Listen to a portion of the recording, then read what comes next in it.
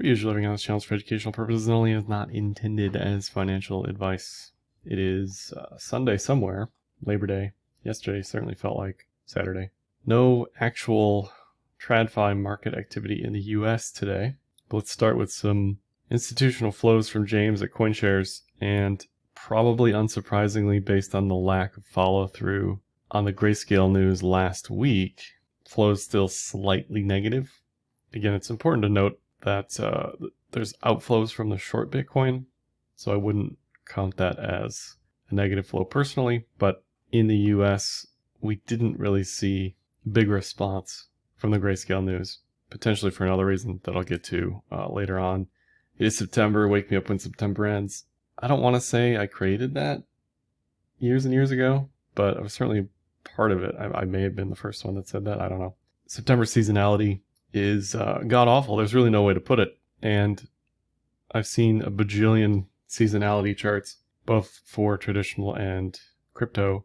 Now, S&P is going almost back 100 years, and it's negative 1% on average in September. Crypto, Bitcoin and ETH, much worse. So we're setting the table here for some not great news. I wish I had clickbaity, we're going to go to the moon type of commentary, but that's just not where we're sitting currently. Part of the reason why Q4 has always been historically very good for crypto, I think, is because of the poor September. And you could argue the same for legacy as well. I don't know if that's a business cycle thing. I don't know if that's just quarterly calendar. I don't know if people are back from vacation from the summer and they're bored and they want to deploy. I honestly, no idea.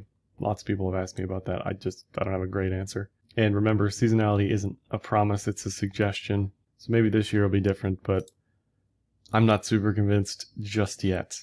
Looking at other non-Bitcoin markets to help, again, guide where this might be headed in crypto land. Historically, we are strongly inverse correlated to the dollar, and undeniably the dollar looks incredibly strong. It is above the 200-day moving average. I don't have that on here. It's at the yearly pivot, right above this level. I don't have that on here. Everything else looks incredible. I hope I'm wrong. I hope the dollar turns down, but by all accounts, it is out of the downtrend, out of bearish consolidation, and ready for a full-blown trend reversal. I think max pain would be $1 to 110 plus. Now the question is, for all these charts, they probably can't go up together. So we have US markets here, S&P and NASDAQ. Now both were printing a head and shoulders pattern that's undeniable, as was oil. I'll get to that in a second.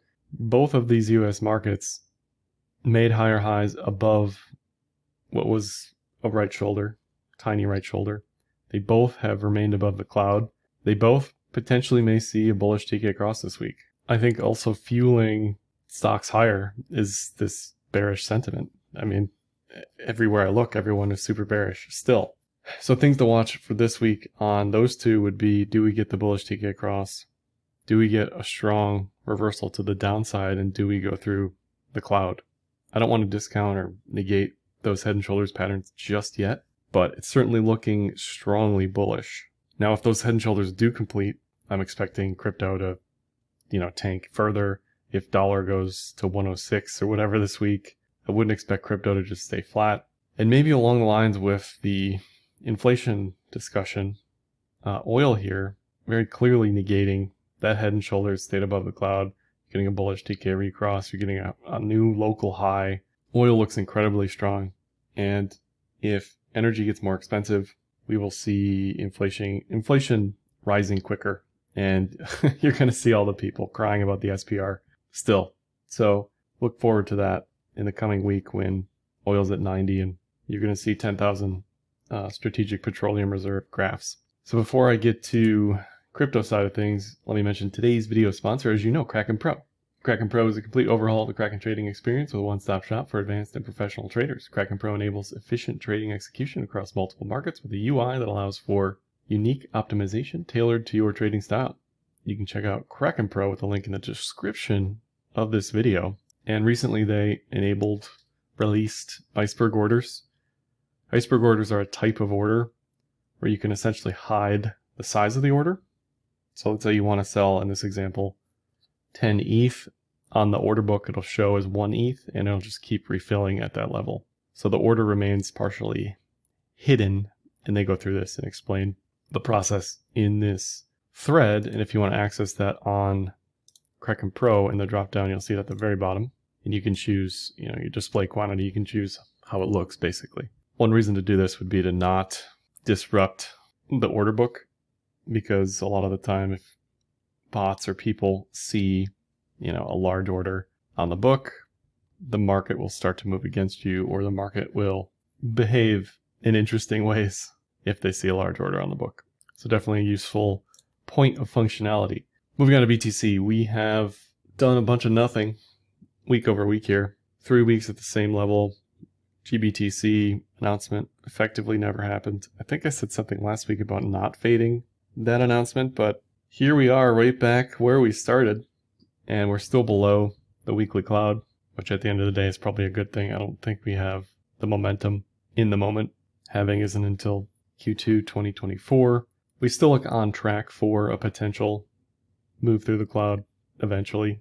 Even if we drop, as people are sort of projecting, if we retest every single one of these lows, which I'll show in a second, none of that negates the potential for the move. Just because I'm talking about it doesn't mean it's triggered yet, though, so keep that in mind. What we really want to see is a close inside the cloud. Now, arguably, we maybe had one close inside the cloud.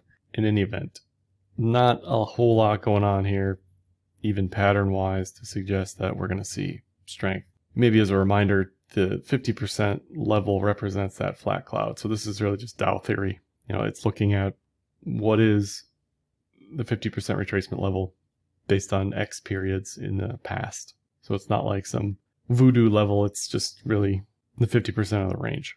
On the daily cloud and the yearly pivots, below the yearly pivot, now we don't have a pattern this time. We don't have the cloud this time to suggest that we'll attempt a reversal here.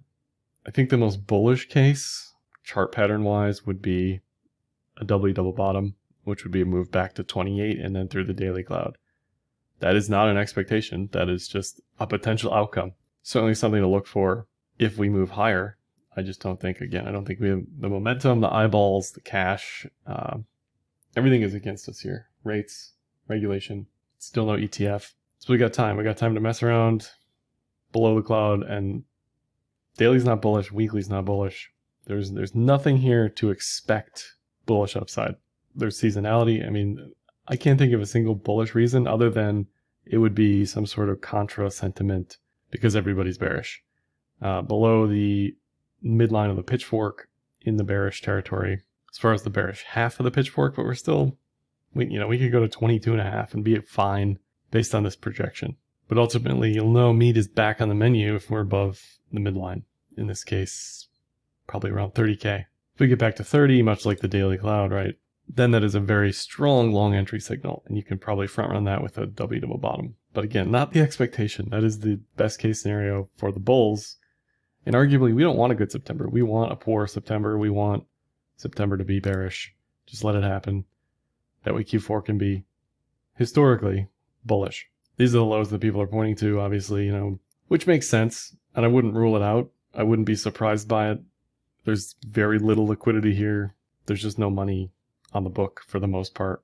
So I think the challenge of getting down here on the native crypto side of things would be open interest. I haven't looked at that. I usually don't pay attention to open interest. I think most of it's nonsense anyway.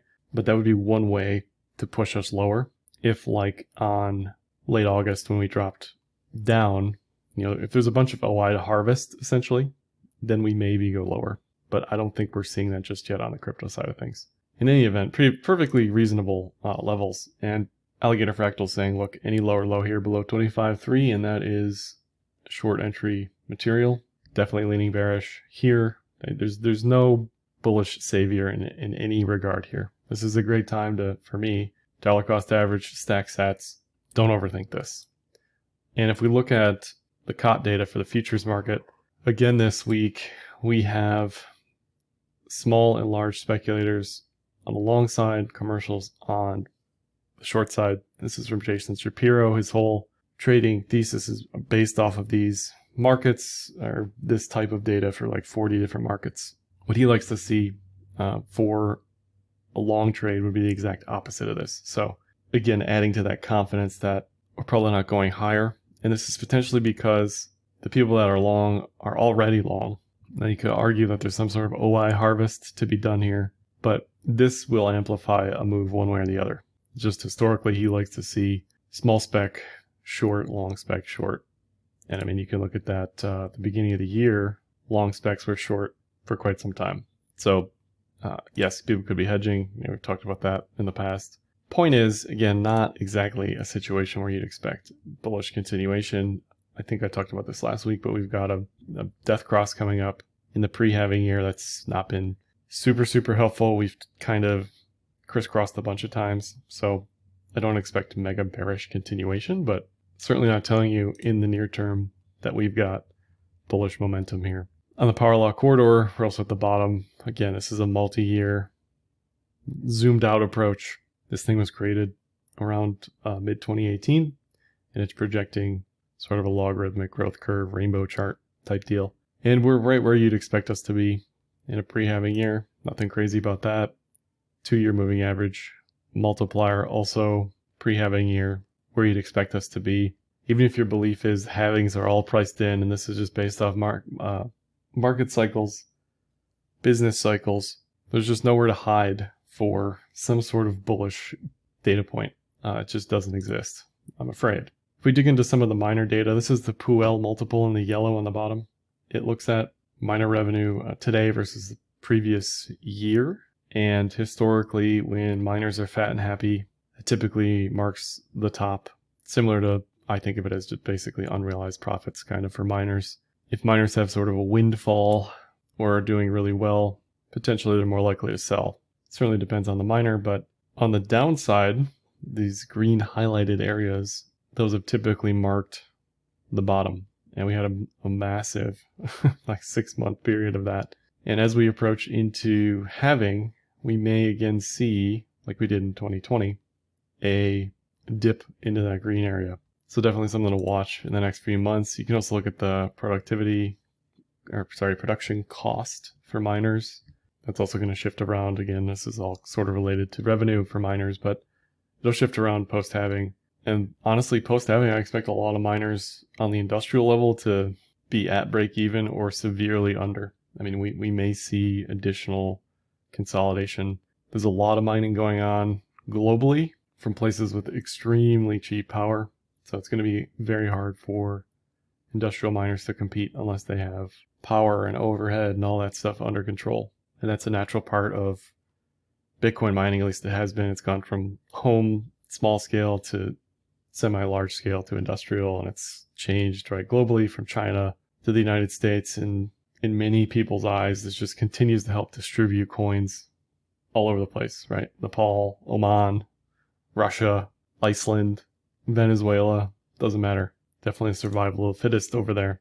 In mining land, on Bollinger Bands, we talked about this. It's not quite pushing below the weekly band just yet, but again, not projecting anything bullish. We're not above the 20-week moving average, and I talked about this the other day, but historically the 20-week has been very important, and not expecting bullish continuation when you're below the 20-week. This is the, basically it's the Mayer multiple, which is the 200-day moving average, except for the 20-week. And we are definitely in DCA stack sats territory. We are not overbought. We're not oversold either, but we're starting to get on the lower end, the lower boundary of oversold territory, if you want to look at that as a Z-score. Certainly we have a little ways to go to the downside, but not seeing a lot of reasons for anybody to take profit here. Moving on to ETH, again, not really much to talk about because broke a year-long pattern to the downside, still no volume, still potentially this weak hidden bullish divergence. Very likely this goes lower. Very unlikely that we see bullish volumes coming in. I don't even know what it would take. Even if a futures ETF got approved, certainly a spot ETF isn't getting approved anytime super soon. So I have to think this goes lower. And if we look at, similar to Bitcoin, levels to the downside, any of these are possible. I would love to see what happens to ETH stakers sub 1,000. Again, I don't want to see people lose money, but much like being on the wrong side of a crowded trade, do people keep staking? Does staking start to come out of the pool? Do people get nervous? Or are these people just long-term holding it to zero? You know, where's their level? Because typically we don't get free rides for people in any market just holding forever, right? We had this narrative building. Now we've been burning ETH slowly for a year and nothing's really materialized out of that. ETH also has Death Cross here. So again, not bullish. There is not a shred of bullish expectations on ETH whatsoever. This is ETH BTC weekly, still in the channel, still in potentially parabolic move to the downside. Not expecting bullishness, just not. And we can look at XYZ fundamental. We can look at this stuff. We can say, oh, well, Bitcoin's been inflationary, ETH's been deflationary. Guess what? So far, has not mattered one iota. And then alts are, for the most part, a dumpster fire. I mean, you've got very few people coming into the space. You've got, my guess is, very few institutionals buying into alts. You got a lot of overhead selling, a lot of people underwater still. And you've got Main Street paying student loans again. They've already been hit with inflation. So I don't know who's out here buying things 10 plus down the market cap table. I just don't know. So not a lot of good news this week, but that's okay. That's September for you. That's all for this one. Like, dislike, comment, share, subscribe, and happy trading.